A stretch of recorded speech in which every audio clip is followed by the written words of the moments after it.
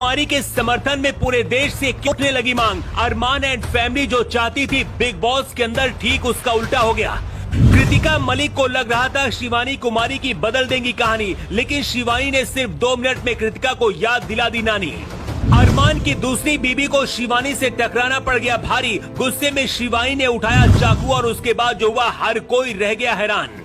जो लोग शिवानी कुमारी को देहाती और गंवार कहते हैं, आज बिग बॉस के घर से जो तस्वीर हम आपको दिखाने जा रहे हैं, उसे देखने के बाद आप कहेंगे पढ़े लिखे गंवारों से ज्यादा गांव की रहने वाली शिवानी बेहतर है। जब से बिग बॉस शुरू हुआ है, पहले दिन से अरमान मलिक एंड फैमिली शिवानी कुमारी के पीछे लगी है। अरमान की एक पत्नी घर के बाहर बैठकर ब्लॉग बनाकर शिवानी को बदनाम कर रही और दूसरी पत्नी बिग बॉस के घर में बैठकर शिवानी को बदनाम कर रही।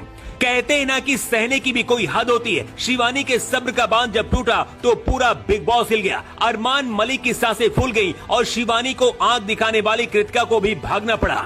अब इस तस्वीर को देखिए जिसमें अरमान मलिक की दूसरी पत्नी कृतिका और शिवानी कुमारी आमने सामने। शिवानी का चेहरा गुस्से से लाल है। दोनों के बीच सबसे बड़ी फाइट हुई, लेकिन कृतिका और शिवानी के बीच लड़ाई क्यों हुई और इसके बाद क्या हुआ, पूरी कहानी आपको बताते हैं। दरअसल शिवानी किचन में खड़े होकर खाना पका रही थी। अचानक वहां पर अरमान की दूसरी पत्नी कृतिका वहां पहुंचती है और कहती है कि शिवानी खाना बनाने से पहले जाकर नहा लो। जवाब में शिवानी कुमारी कहती है कि वो सुबह नहा चुकी हैं, ये शाम का वक्त है, ऐसे में अब नहाने की जरूरत नहीं है। कृतिका बार बार शिवानी को नहाने के लिए बोलती है। इसके बाद शिवानी चिढ़ जाती है। इसी बात पर बहसबाजी शुरू होती है।